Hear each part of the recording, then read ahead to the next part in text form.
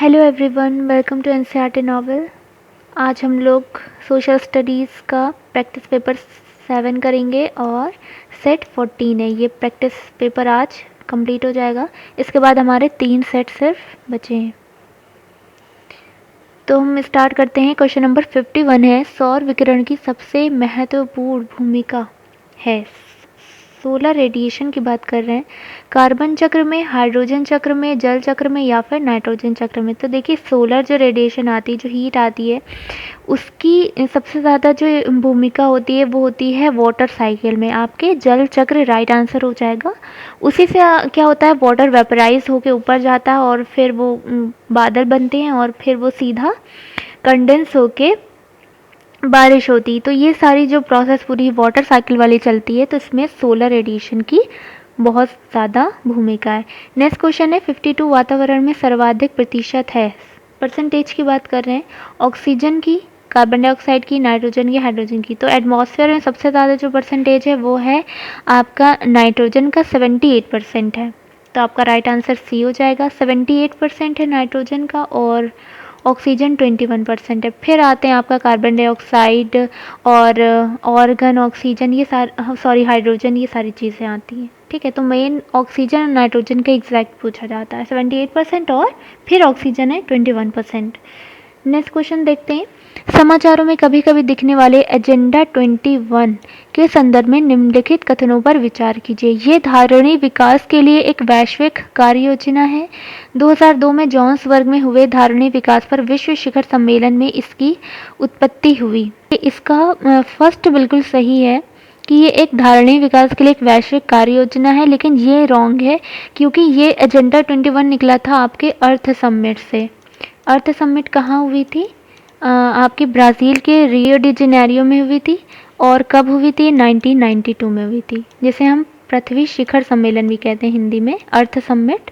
तो यहाँ पर ये इस समिट के बाद यहाँ पर निकला था कि डेवलपमेंट के लिए पूरा एक प्रोग्राम, जो एक इनिशिएटिव जिसे कहेंगे, तो उसका नाम था एजेंडा 21 रखा गया।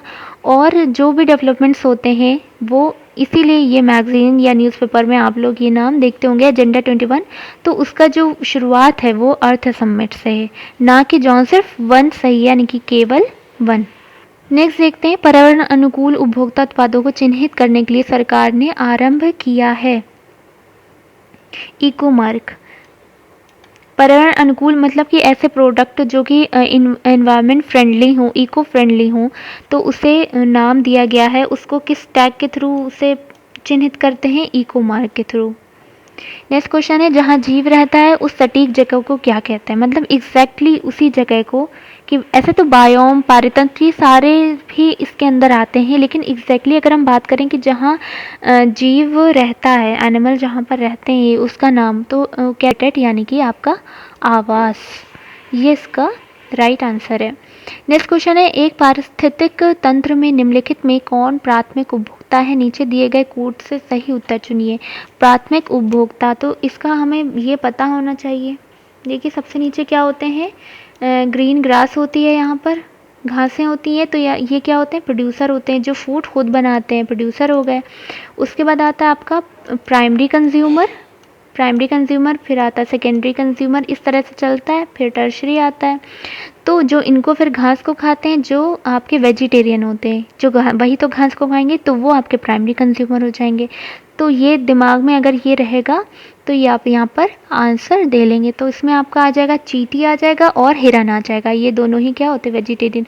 अच्छा, चींटी जो होती है ये आपके प्राइमरी कंज्यूमर में भी आएगी, यानी कि ये ग्रीन पार्ट को भी खाएगी, और दूसरा ये डिकम्पोजर्स में भी आएगा, जैसे हम अपघटक कहते हैं, डिकम्पोज करना, ये भी काम होता है चींटियों का। ठीक है, तो ये दोनों में आएगा, लेकिन यहाँ पर हम इन दोनों को कंसीडर करेंगे। प्राथमिक कंज्यूमर की बात हो रही है जब, तो 1 और 2 आपका राइट आंसर हो जाएगा। नेक्स्ट क्वेश्चन देखते हैं, फूलों की घाटी अवस्थित है। ये फूलों की घाटी जो है आपकी फ्लावर्स वैली, ये उत्तराखंड में है, चमोली में है। नेक्स्ट क्वेश्चन है, भारत में सबसे अधिक जैव विविधता संपन्न क्षेत्र है। तो बायोडाइवर्सिटी हॉटस्पॉट पूछा जाता है, तो वो आपका इसमें वेस्टर्न घाट ऑप्शन सही है। ये वैसे हम कई बार बता चुके हैं, लेकिन क्योंकि ये काफ़ी इंपॉर्टेंट क्वेश्चन है, रिपीट होता है, तो फिर से बता देते हैं। देखिए, इसमें देखिए जल्दी में हम इंडिया का मैप ऐसे ही बना पाएंगे। तो इसमें देखिए ये आपका वेस्टर्न पार्ट पूरा आता है, ठीक है, वेस्टर्न घाट। और इधर आपका जो आपका ये वाला एरिया है ना, नॉर्थ ईस्ट वाला, ये वाला पूरा ईस्टर्न हिमालय कहलाता है। इस ईस्टर्न हिमालय यानी कि पूर्वी हिमालय, ये वाला पार्ट आता है।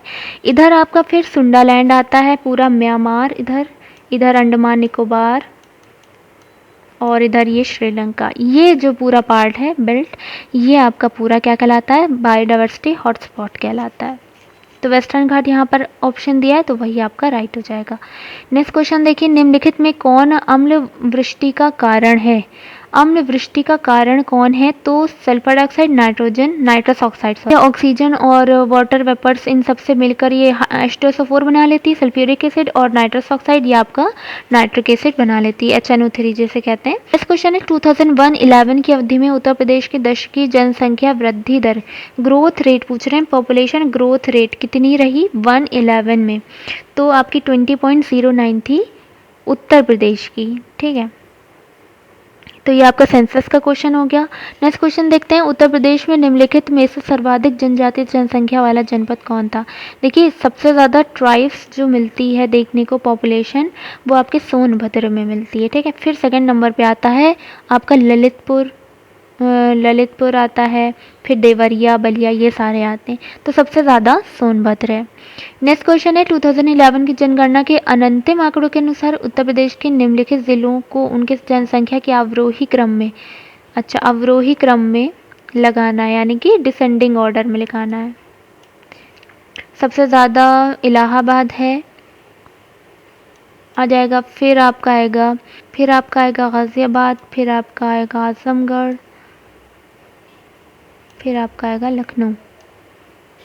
यहाँ पे 4 दिए, टॉप 5 याद रहने चाहिए। तो देखिए फर्स्ट नंबर पे इलाहाबाद है, सेकंड पे मुरादाबाद है, ठीक है। यहाँ पर ऑप्शन नहीं दिया है तो, लेकिन पता होना चाहिए क्योंकि 5 पता होना चाहिए यूपी स्पेशल में। तो इलाहाबाद, मुरादाबाद, फिर गाज़ियाबाद, फिर आपका आजमगढ़, और फिर आपका लखनऊ, यानी कि 1 3 2 4 कहाँ है? Option number A is right. Next question देखते हैं, भीमबेटका गुफा, ये आपके मध्य प्रदेश में मिलती है। ये कौन से उसकी है? प्रागैतिहासिक काल। ये भी क्वेश्चन पूछा गया था प्रीवियस प्रैक्टिस सेट में। सिंधु घाटी सभ्यता का पत्ता नगर कौन सा है? पत्ता नगर यानी कि पोर्ट सिटी लोथल है। देखिए इसको रिपीट करते हैं बार बार, क्योंकि क्या है कि यहाँ पर मैरीटाइम हेरिटेज बनाया जा रहा है, तो इस वजह से यहाँ पर गुजरात में लोथल में, तो इसलिए इसका पुराना भी पूछा जा सकता है। तो देखिए इसके एक्सकवेशन किसने किया? SR राव ने किया था। थोड़ा सा बता देते हैं, SR राव ने किया था। और ये किस रिवर के पास है? भोगवा रिवर के पास है, गुजरात में है, ये तो सबको पता है, अहमदाबाद में, ठीक है। तो ये चीज़ें हो गई। इस नेक्स्ट क्वेश्चन है, भारतीय प्रतीक पर उत्कीर्ण सत्यमेव जयते लिया गया। सत्यमेव जयते जो आपका लिया गया, ये मुंडकोपनिषद से लिया गया है, ठीक है। ये भी काफ़ी पूछा जाता है क्वेश्चन। आरंभिक बौद्ध साहित्य किस भाषा में रचे गए हैं? बौद्ध लिटरेचर जो है वो आपके पाली लैंग्वेज में लिखे गए हैं, क्योंकि उस टाइम पे वहाँ पे आम जनता में पाली लैंग्वेज बोली जाती थी, तो वहाँ पर उस टाइम पाली में लिखे गए। फिर बाद में इसको संस्कृत में भी लिखे गए, बाद में संस्कृत में भी इसको किया गया है। नेक्स्ट क्वेश्चन है, जैन धर्म का पहला तीर्थंकर किसे माना जाता है? देखिए फर्स्ट तीर्थंकर तो ऋषभ देव थे, ये हमारा राइट आंसर हो जाएगा। और 24वें तीर्थंकर हमारे महावीर स्वामी थे, ठीक है। नेक्स्ट क्वेश्चन है, अशोक की शिलालेख किस लिपि में खुदे हुए हैं? अशोक की शिलालेख जो है आपके ब्राह्मी लिपि में है। वैसे तो ब्राह्मी में है, खरोष्ठी में है, आर्मेक लिपि में है, तो काफ़ी सारी लिपि में है, लेकिन ब्राह्मी में क्योंकि सबसे ज़्यादा लिखे गए हैं, इसीलिए ब्राह्मी यहाँ पर इस तरह से पूछा गया है, तो हम ब्राह्मी बोल सकते हैं। अच्छा, आपका खरोष्ठी लिपि में जो है वो भी पूछा जाता है, तो वो आपका शहबाजगढ़ी और मानसेहरा, शहबाजगढ़ी और मानसेहरा यहाँ के जो अभिलेख हैं ये आपके खरोष्ठी में है। बाकी आपके ज़्यादातर ब्राह्मी लिपि में, चाहे वो स्तंभ लेख हो यानी कि पिलर वाले, चाहे वो स्मॉल हो, चाहे वो आपके लॉन्ग रॉक एडिक्ट्स हों, तो वो सारे ब्राह्मी लिपि में ही हैं। नेक्स्ट क्वेश्चन है, राष्ट्रीय कृषि बीमा योजना भारत में किस वर्ष में प्रारंभ हुई? देखिए राष्ट्रीय कृषि बीमा योजना ये आपकी 1999 से स्टार्ट हुई थी, और इसको बाद, और ये इसका वो क्या था मकसद? इसका मकसद ये था कि जो आपका तूफ़ान आते हैं, साइक्लोन्स आते हैं, ये सब चीज़ें होती हैं, या फिर बारिश बहुत ज़्यादा हो गई तो, या और इंसेक्ट्स की वजह से जो बीमारियां हो जाती हैं प्लांट्स में, तो उसमें पूरी पूरी फसलें ख़राब हो जाती हैं। तो उसकी वजह से ये बीमा योजना स्टार्ट हुई थी भारत में, उसके प्रोटेक्शन के लिए। तो उसके बाद इसको रिप्लेस कर दिया गया था फसल बीमा योजना से। ठीक है, प्रधानमंत्री फसल बीमा योजना, उससे रिप्लेस कर दिया गया, PMFBY। ठीक है, पहले इसका क्या नाम था, राष्ट्रीय कृषि बीमा योजना। नेक्स्ट क्वेश्चन है, चरक किसके राज्य चिकित्सक थे? चरक जो थे ये आपके कनिष्क के कोर्ट में थे ये, और इनको फादर ऑफ मेडिसिन भी कहा जाता है, इनको तो सब जानते हैं। नेक्स्ट क्वेश्चन है, गुप्त काल के चांदी के सिक्कों को कहते हैं? देखिए, गुप्त काल में सोने के सिक्कों को दीनार कहते थे। ठीक है, सोने के सिक्कों को, और चांदी के सिक्कों को आपका रुपया कहते थे। ठीक है, तो यहाँ पर चांदी के सिक्के पूछे गए, तो ऑप्शन बी आपका सही हो जाएगा। उस चीनी यात्री का नाम क्या था जो हर्षवर्धन के दरबार में आया था? देखिए, हर्षवर्धन के दरबार में कौन आया था? एच से ही आया था, वेन सांग। ठीक है, वेन सांग। और इसकी रचना पूछी जाती, वो क्या थी? सी यू की। इसको इस तरह से याद कर लीजिए, सी यू की। इस क्वेश्चन है, गंगा को उत्तर से दक्षिण ले जाने वाला चोल राज कौन सा था? तो इसको बता चुके हैं हम। देखिए, राजेंद्र चोल था, और इसने क्या किया था, नॉर्थ साइड इसने वहाँ पर पाल डायनेस्टी थी, महिपाल को हराया था, और फिर वहाँ से गंगा का वाटर नीचे साउथ तक ले जाता है। और इसी जीतने के बाद इसे एक टाइटल मिलता है जिसका नाम होता है गंगेकोट चोल, गंगेकोंड चोल, ये नाम होता है। तो ये इसे टाइटल मिलता है। तो ये कौन सा था? राजेंद्र चोल था। नेक्स्ट क्वेश्चन है, निम्नलिखित को कालानुक्रमानुसार रखें। तो इसमें देखिए, सबसे पहले आपका आ जाएगा स्लेव डायनेस्टी, इल्बारी तुर्क 4, ये आपका 1 नंबर पे आएगा। फिर आपका आएगा खिलजी डायनेस्टी 2, फिर तुगलक आएगी 3, आपका आएगा सैयद, और फिर आपका आएगा लोधी। इसके बाद एम्पायर स्टार्ट हो जाता है। ठीक है, तो यहाँ पर आपका हो गया 4 5 1 3, 4 5 1 3 2, option number D is right. अब आते हैं नेक्स्ट क्वेश्चन पे। दक्षिण विजय करने का मिशन अलाउद्दीन खिलजी ने किसे सौंपा? देखिए, साउथ का जितनी भी बैटल्स ये जीता है, ये किसको दिया था ये जिम्मेदारी? ये मलिक काफूर की थी, अलाउद्दीन खिलजी। और इसने जो है काफ़ी सारे जीते, जैसे वारंगल जीता, देवगिरी जीता, मदुरै जीता, तो इसे साउथ काफ़ी ज़्यादा ले गया था ये। तो ये फर्स्ट जो होता है कमांडर बन जाता है जो कि साउथ तक पहुंचा। नेक्स्ट क्वेश्चन है, जनसंख्या 2001 के अनुसार उत्तर प्रदेश के निम्नलिखित 10 लाख नगरों का सही क्रम है 2001 के अनुसार। ठीक है, तो इसको देख लेते हैं। कानपुर की सबसे ज़्यादा है, फिर लखनऊ आता है, तो कानपुर, लखनऊ, उसके बाद आपका आएगा आगरा, और फिर Varanasi. Option number B is right. 2001 की बात कर रहे हैं। अगर 2011 की बात करेंगे तो यहाँ लखनऊ के बाद आप क्या करेंगे, गाजियाबाद को ऐड कर देंगे। ठीक है, कानपुर, लखनऊ, गाजियाबाद, आगरा, वाराणसी, सीक्वेंस यही रहेगा। लुहरी जल विद्युत परियोजना का संबंध किस राज्य से है? देखिए, लुहरी जल विद्युत परियोजना ये आपका हिमाचल प्रदेश में है। ये स्टेट गवर्नमेंट यानी कि हिमाचल की स्टेट गवर्नमेंट और सेंटर के एक साथ होने के बाद ये शुरुआत हुई है इसकी, और ये हाइड्रो इलेक्ट्रिक प्रोजेक्ट है, और ये आपका हिमाचल प्रदेश के कुल्लू और शिमला में है, कुल्लू और शिमला। और रिवर कौन सी है? रिवर आपकी सतलज है। ठीक है, तो रिवर पूछी जा सकती है या फिर वो जगह पूछी जा सकती है। तो तालीकोटा की प्रसिद्ध लड़ाई कब हुई थी? ये हुई थी 1565 में, तालीकोटा की युद्ध, और ये हुई थी विजयनगर। एक तरफ विजयनगर एम्पायर था पूरा, और दूसरी तरफ साउथ के थे, जिसमें आपका बीजापुर और गोलकोंडा, अहमदनगर और बीदर, ये सारे थे। ठीक है, नेक्स्ट क्वेश्चन है, रामायण का अनुवाद फारसी में किसने? बदायूंनी ने किया था। रामायण का अनुवाद फारसी में बदायूंनी ने किया था, और ये किसके दरबार में था? अकबर के दरबार में था। नेक्स्ट क्वेश्चन है, टोडरमल किस मुगल शासक के प्रसिद्ध राजस्व मंत्री थे? ये रेवेन्यू मिनिस्टर थे। किस मुगल शासक के? अकबर के। और इसने कौन सा एक जिसको कहते हैं मालगुजारी सिस्टम के अकॉर्डिंग पूरा ये करता था टोडरमल बंदोबस्त भी कहा जाता है, दहसाला भी कहा जाता है, नाम उसको दहसाला दिया गया था। इसमें होता क्या था कि जैसे अलग अलग फसलें हैं तो सब पे नकद पिछले 10 सालों का जितना है, जितना अमाउंट है उसका एवरेज निकाल के उस पर 1/3 लिया जाता था। ठीक है, पिछले 10 सालों पे जितने भी आपका अमाउंट आ रहा है उस पे 1/3 जो होता था वो लैंड रेवेन्यू के पार्ट में जाता था। ठीक है, तो ये सिस्टम था। इस क्वेश्चन है मोती मस्जिद निम्न में से किस नगर में स्थित है? मोती मस्जिद देखिए 2 जगह है, एक आगरा में, एक दिल्ली में। तो आगरा वाला कॉमन सेंस से सोचिए, आगरा वाली मोती मस्जिद किसने बनवाई होगी? वो शाहजहां ने बनवाई होगी। ठीक है, यहाँ पर ये सही हो गया। अब मोती मस्जिद दिल्ली वाली जो बनवाई थी वो आपकी औरंगजेब ने बनवाई थी। ठीक है, नेक्स्ट आते हैं, विश्व में प्राकृतिक रबर के 2 बड़े उत्पादक हैं। देखिए नेचुरल रबर के प्रोडक्शन की बात करें, वर्ल्ड में बात करें तो इसका हमें सीक्वेंस पता होना चाहिए। देखिए थाईलैंड फर्स्ट नंबर पे है, उसके बाद आपका है इंडोनेशिया, उसके बाद है वियतनाम, उसके बाद है इंडिया। 4th नंबर पे आपका इंडिया है।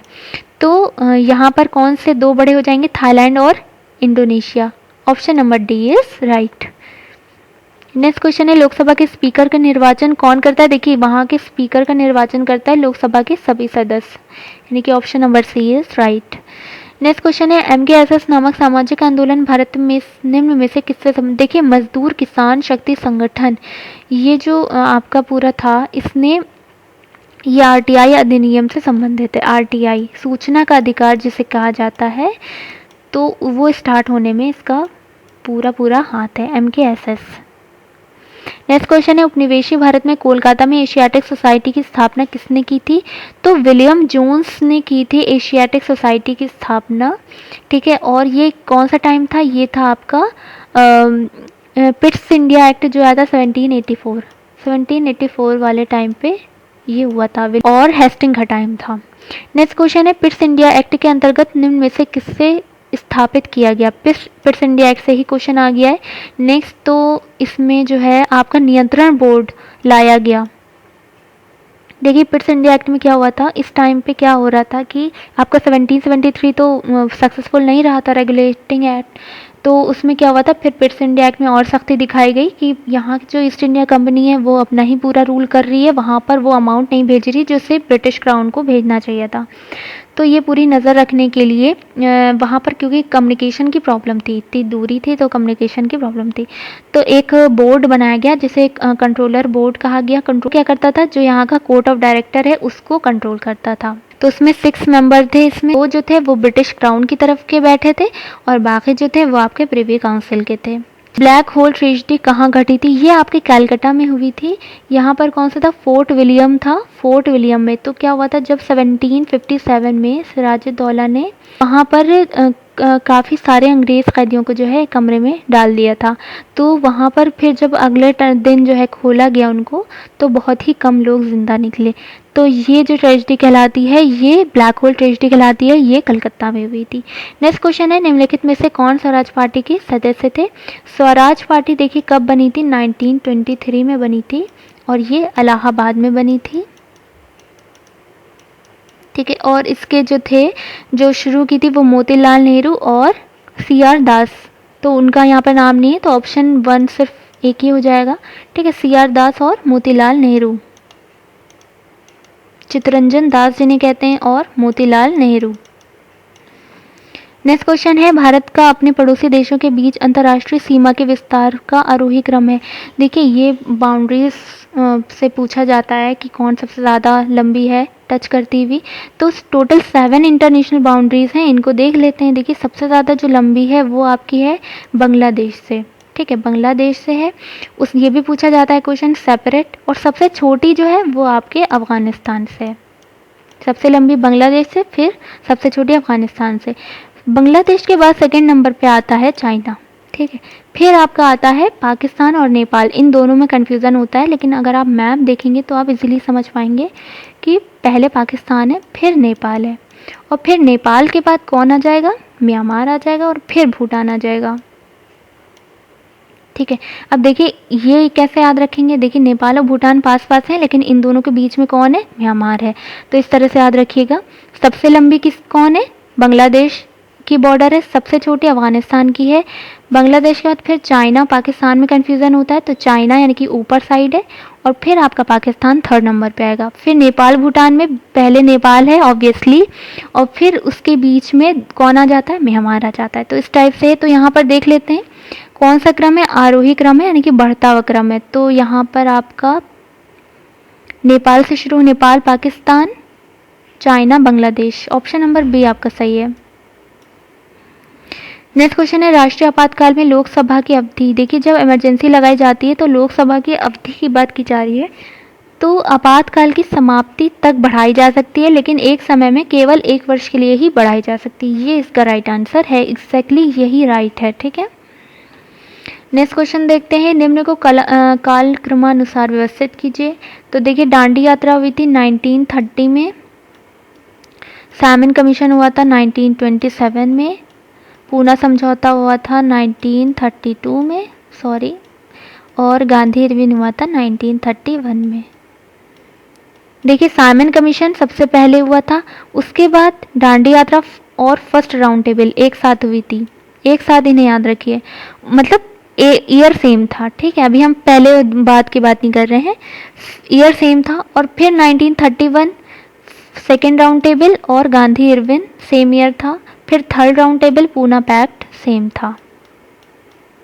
ठीक है, तो ये चीज़ें हैं। तो सबसे पहले सेकेंड आ जाएगा, सेकेंड के बाद आपका फर्स्ट आएगा, second 143। Option number B is right. Next question है किस अधिनियम की महत्वपूर्ण विशेषता प्रांतीय स्वायत्तता थी। प्रांतों को अलग से पूरा इंडिपेंडेंस मिल जाती है, जो प्रोविंसेस होते हैं, तो ये कौन से गवर्नमेंट ऑफ इंडिया एक्ट 1935 में मिल जाती है।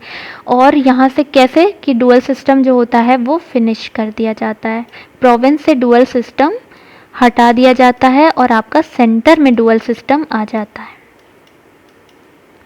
नेक्स्ट क्वेश्चन है कार्ल मार्क्स की पुस्तक दास कैपिटल ये प्रकाशित हुई थी, ये आपकी हुई थी 1867 में। Option number C is right. Next question है उस राज्य पुनर्गठन आयोग का अध्यक्ष कौन था जिसने भाषाई आधार पर राज्यों को पुनः सीमांकन करने की सिफारिश। तो ये फजल अली थे। ठीक है, फजल अली थे अध्यक्ष राज्य पुनर्गठन आयोग के। क्वेश्चन है सर्वोदय की अवधारणा के संस्थापक कौन थे। ये महात्मा गांधी थे।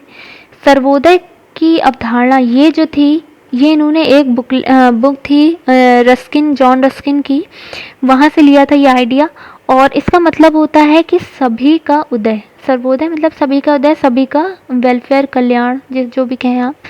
उसके संस्थापक महात्मा गांधी थे। नेक्स्ट क्वेश्चन है इनमें से किस समाचार पत्र का संपादन गांधी जी ने किया था। तो नवजीवन इनकी थी। नवजीवन ये आपके गुजरात से निकलती है मैगजीन, हिंदी और गुजराती लैंग्वेज में। इसके अलावा गांधी जी की थी हरिजन थी, जो पूछी जाती हैं वो हम बता रहे हैं यहाँ पर। और इंडियन ओपिनियन थी और यंग इंडिया थी। नेक्स्ट क्वेश्चन देखते हैं निम्नलिखित किस पहाड़ी पर पूर्वी घाट पश्चिमी घाट से मिलता है। देखिए ये इधर आपका वेस्टर्न घाट है और ये आपका ईस्टर्न घाट है। यहाँ पर क्या होता है, थोड़ा सा यहाँ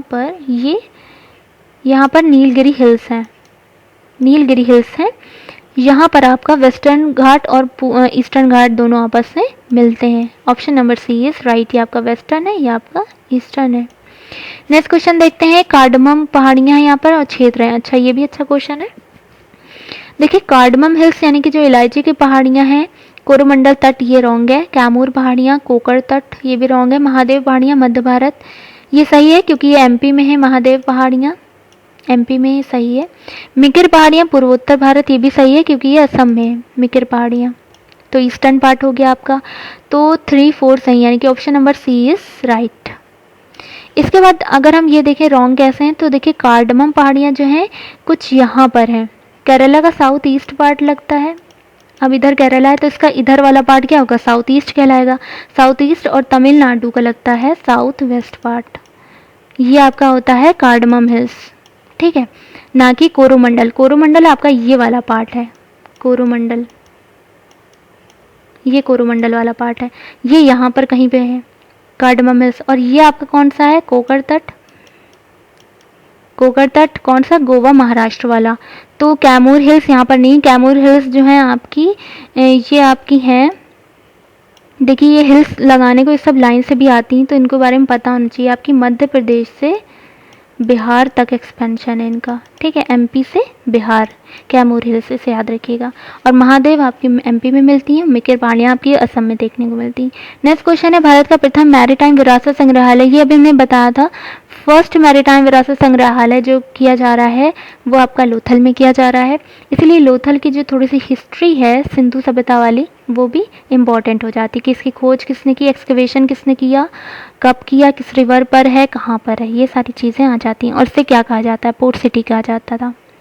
नेक्स्ट क्वेश्चन है, निर्भया कोष का गठन कब किया गया था, ये 2013 में किया गया था, ठीक है। तो यहाँ पर हमारे प्रैक्टिस सेट 7 फिनिश हो जाता है, तो आप लाइक शेयर ज़रूर कीजिएगा इसे और पूरे प्रैक्टिस सेट देखिए, क्योंकि होता यह है कि स्टार्टिंग के 50 क्वेश्चंस थोड़े से इजी दे दिए, रिपीटेड टाइप के दे दिए, और फिर बाद के 50 क्वेश्चंस टफ दे दिए। तो अगर कोई आधा देखकर छोड़ देगा तो उसका नुकसान ही है। तो अगर किसी का भी अगर प्रैक्टिस सेट देखें तो पूरा देखें, क्योंकि जो प्रैक्टिस सेट बनते हैं वो एक ना एक स्ट्रैटेजी के थ्रू बनते हैं, ऐसे ही नहीं बनते, ठीक है। तो आपका थोड़े टाइम बाद इसका शाम तक इसका PDF जो है वो टेलीग्राम पे हम सेंड कर देंगे। Thank you so much.